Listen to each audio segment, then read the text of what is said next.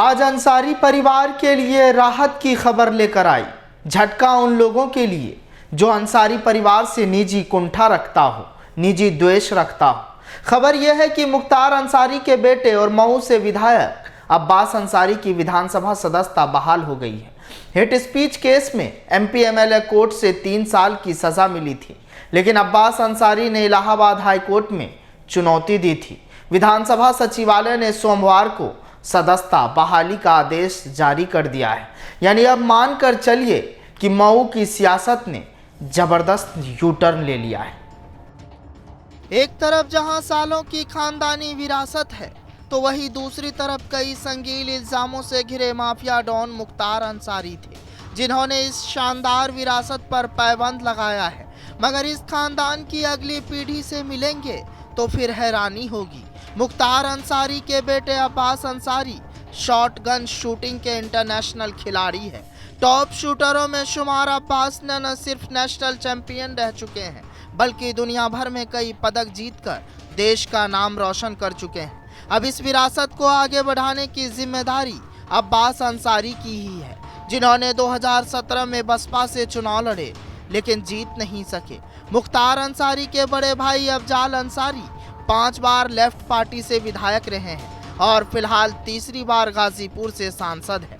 उनके दूसरे भाई सिबगतुल्ला अंसारी 2 बार विधायक रह चुके हैं। मऊ से विधायक अब्बास अंसारी की विधानसभा सदस्यता बहाल हो गई है। विधानसभा सचिवालय ने सोमवार को सदस्यता बहाली का आदेश जारी कर दिया है।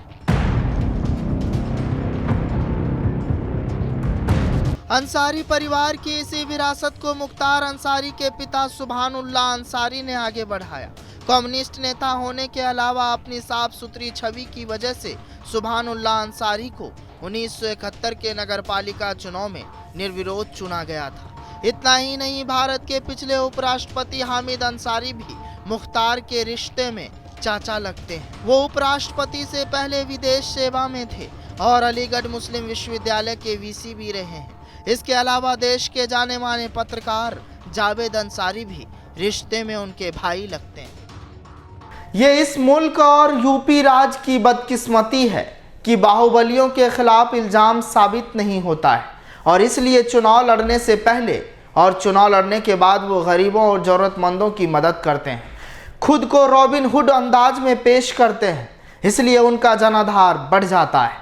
हालांकि आवाम से अकेले में मिलिए, उनकी दिल की बात सुनिए, तो पता चलता है इनकी जरूरत ही कहाँ थी।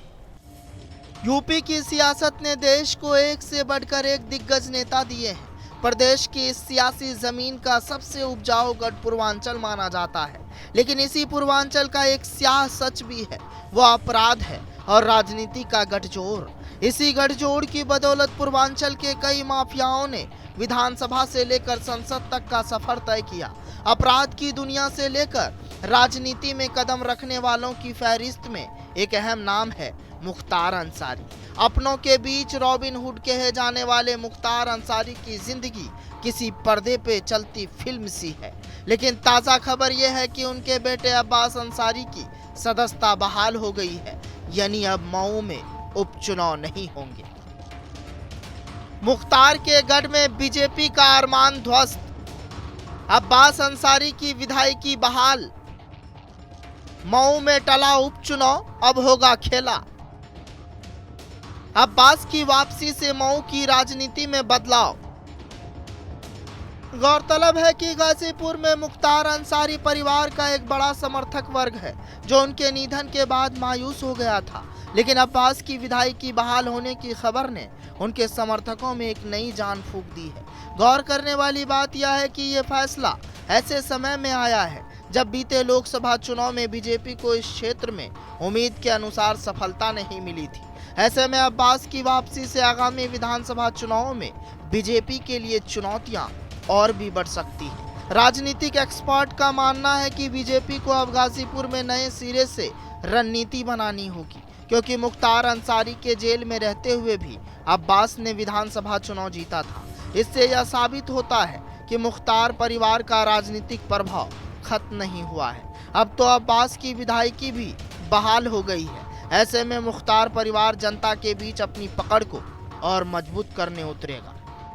लिहाजा मुख्तार अंसारी ने 1996 से 2017 तक लगातार 5 बार मऊ विधानसभा सीट पर राज किया।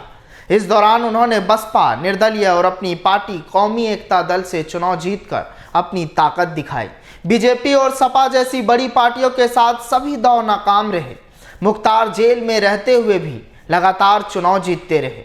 2022 में उन्होंने अपनी राजनीतिक विरासत अपने बेटे अब्बास अंसारी को सौंपी।